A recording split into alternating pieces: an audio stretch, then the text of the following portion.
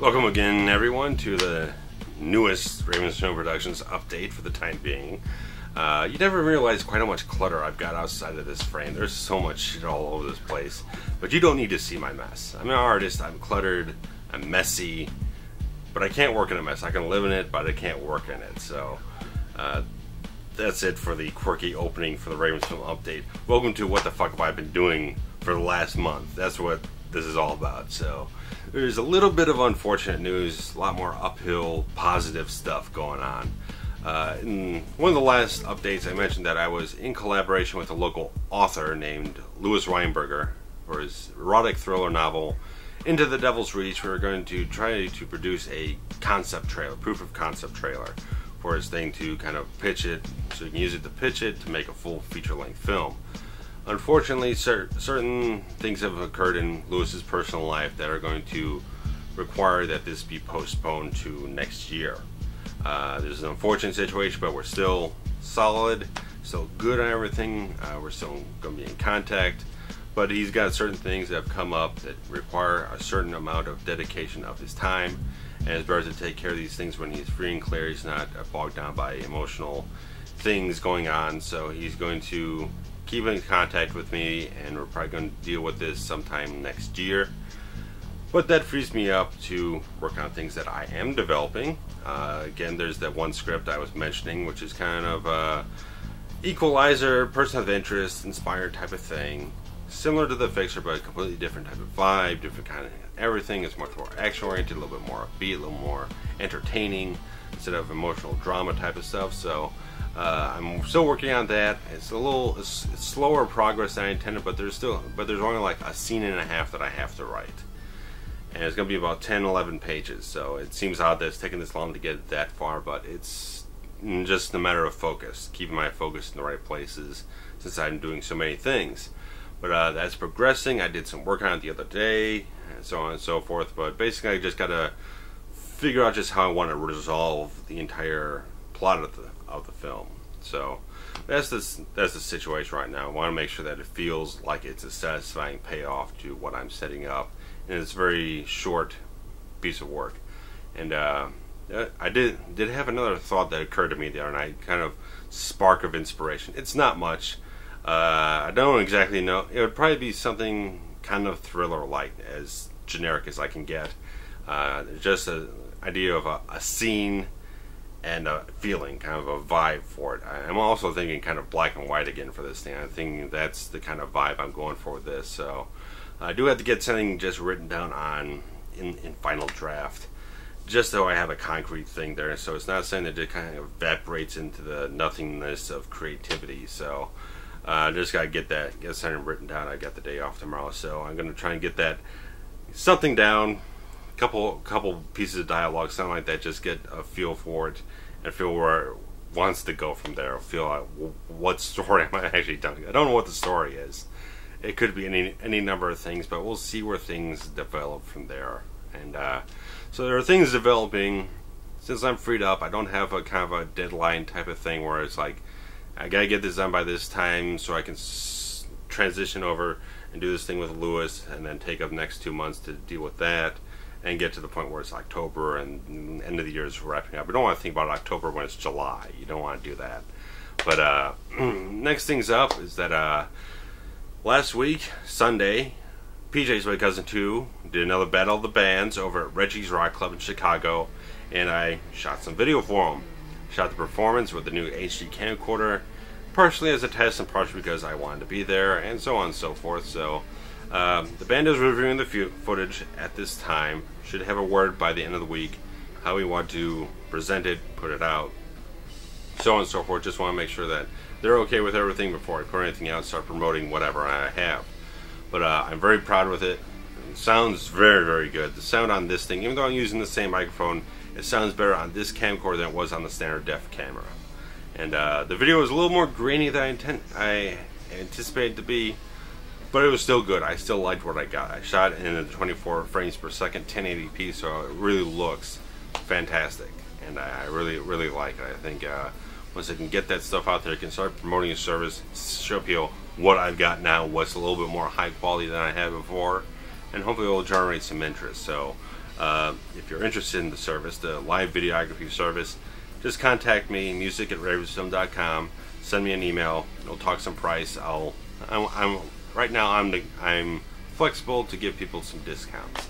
So the least discount I give is like 30% off, and whole service of me going out, shooting it, doing some audio editing, and then putting it up on YouTube for you.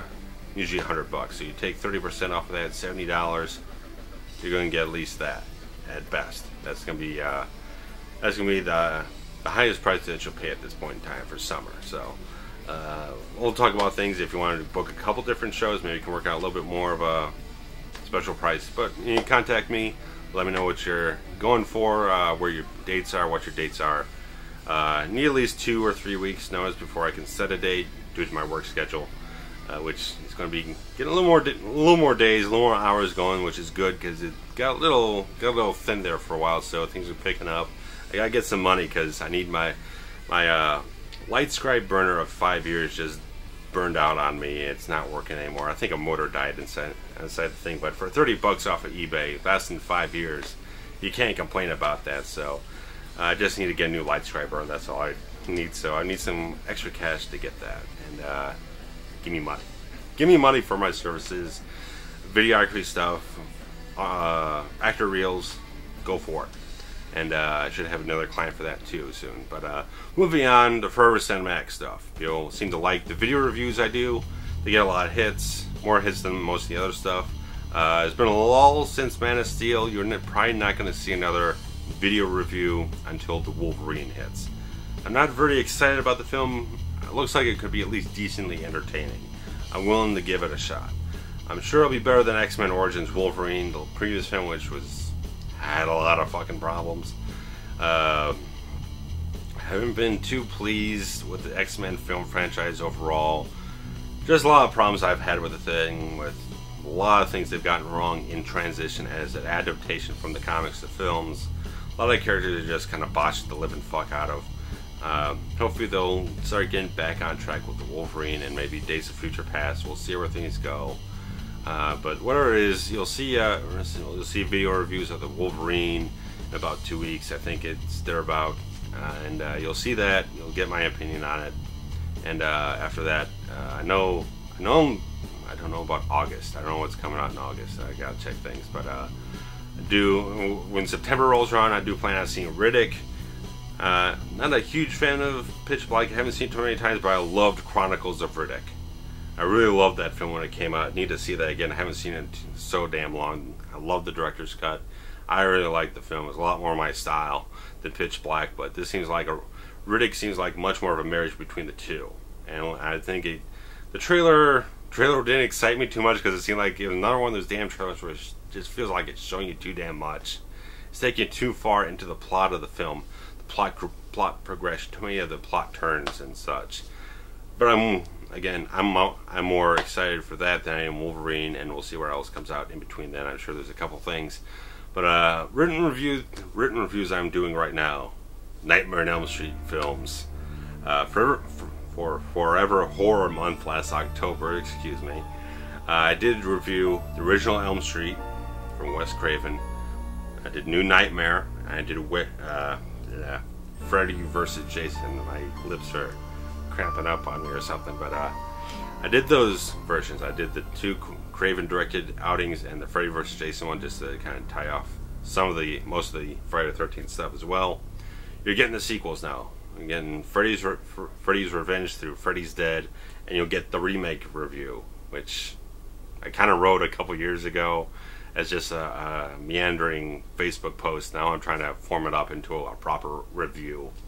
And so you're going to get those. At the time of recording this, I already have Freddy's Revenge, Dream Warriors, and the Dream Master already online. By the time you're seeing this, you're probably going to have them all online anyway. But that's what I've been working on. I also posted a review of the original Black Christmas from '74. It's got Kirdella from 2001. You got Olivia Hussey, Margot Kidder, John Saxon, who's always incredible, always awesome. Also in Dream Warriors. I wrote film reviews for Predator, Predator 2, and Predators. You can check those out too, and there might have been something else in there somewhere. I did a bunch of Stallone films. I did Marked for Death from Seagal. I was going on a full rampage of stuff after Man of Steel for just action. Action, man. I bought Cliffhanger on DVD, so I gotta watch that. From Stallone and Rennie Harlan, who did Dream Master. This is all tying back together now. But, yeah, I like Rennie Harlan. I love Adventures to Fort Fairlane. I am a fan of Die Hard too, so I think Cliffhanger's a good bet. So that's what I got going for you. And, oh, one more thing. I almost forgot about this cheat sheet time. I gotta check the cheat sheet before I close the video. This past Friday, there was a new film that was released, an extremely limited theatrical run, but also a video on demand release. It's a Jason Statham movie, not an action film, more of an emotional drama, called Redemption. I really liked it. Now, I don't write reviews for every single film I see. If I feel I'm motivated that there's enough there for me to form a solid, in-depth opinion about, I'll write a review for it. But it didn't blow my mind. It wasn't something that just like, oh, I gotta write a review for this, but at least want to get my opinion out for the film. I really liked it. I thought it was a really solid piece of work. Statham portrays in London, portrays a homeless war vet who goes through a kind of a exploration type of journey and whatnot in London over a course of several months, trying to rebuild himself, trying to mend mistakes he's made in his life, trying to just make himself into a better person, evolve as a human being and whatnot. And it's very good, solid emotional drama. You know Statham from all his action stuff. Some of it good, some of it not so good.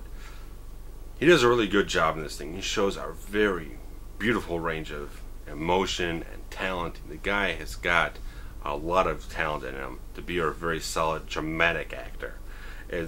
I can equate it a lot to Stallone doing First Blood or Rocky or a couple other different films that you think of Stallone and think about the action guy, and even some of his more cheesy work like a Judge Dredd or something like that.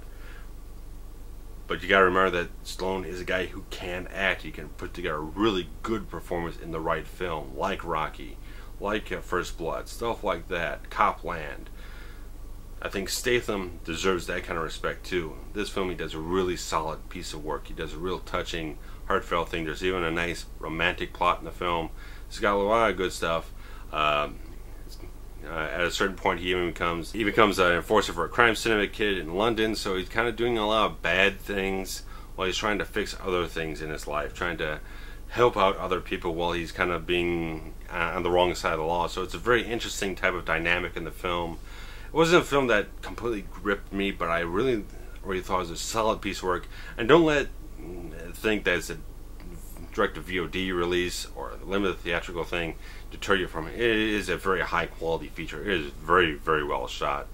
A lot of the nighttime London scenes have a very kind of Michael Mann-ish or Drive type of neo-noir quality. It just looks stunning in those instances. And it's a very well shot feature. Good score. Good direction. It's good all the way through. I think you really should give it your time and attention. It's a very good piece of work. It's an hour and 40 minutes long, so it doesn't take a whole lot of time for you.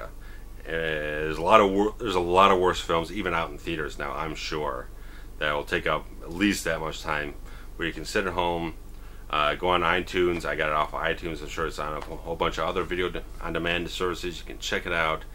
Give it 100 minutes of your time. I think you'll be at least decently satisfied with this film. Like I said, it wasn't something that gripped me, didn't energize me, but I do respect it a lot. I do like it a lot. Kind of like I said for Place Beyond the Pines, it was a film that, in a comparison type of thing, I respected that film a lot. It was very well made, very artistically. I respected the artistic merit of the film. Redemption is a little bit more my style. I can give that same respect, but it's a little bit more my style. It's a film that, okay, I mean, if it came out on DVD, it had a commentary track, a couple of features, okay, yeah, I'd go ahead and buy it. Maybe not right away, maybe not a $15 buy, but maybe like a $10 buy or something like that. I'd probably buy that because I think I'd I could sit down and watch it and have a little bit more enjoyment from it, get a little more from it, just in general and whatnot. But Statham definitely shows a lot of good, solid range in this film, and I think this is the type of film that should get him more respect in that area, because there are a lot of cheesy sort of action films. I'm sure he does. Some things are not too well made, or just he gets kind of lost in the action movie shuffle of stuff. And I think he deserves this kind of respect, because he always did seem like an actor who could pull off more than just an action hero type of thing. And this film really kind of shows that. He does a lot of touching, heartfelt stuff. He's very, very good thing. I really like the ending of the film too. It was very poetic type of thing and whatnot. It just felt really solid. Felt like a really solid piece of storytelling, and so on and so forth. But I won't bog you down with much more of that. But let's get back up on top and just say, yeah, these are the things that have been going on. I'm developing scripts, working on things a little bit at a time. I'm hoping I'll get the wheels moving a little faster here once I start, because I had 5 days off from work, and then I didn't get around to writing anything until the last day, pretty much. And it's kind of one of those things, like if I sit around and lounge around the house for too long, it's just like I'm not motivated. I gotta get out of the house and for more than just like a few minutes, a couple of hours, and I'll have that energy going. That'll transcend into what I'm writing. So sitting around the house for 5 days was not conducive to me doing script writing work. But again, there's the movie reviews, which I very much enjoy writing. I did 11 of them last month, so you can check all that stuff out. Like I said, a lot of action movie stuff, and now I'm shifting over to horror. I was kind of thinking about holding it off until October. Was like, it's July. Like I said, don't want to think about October in July, and it's too long of a wait. I got these reviews written. I put them out. I'm probably going to release a couple.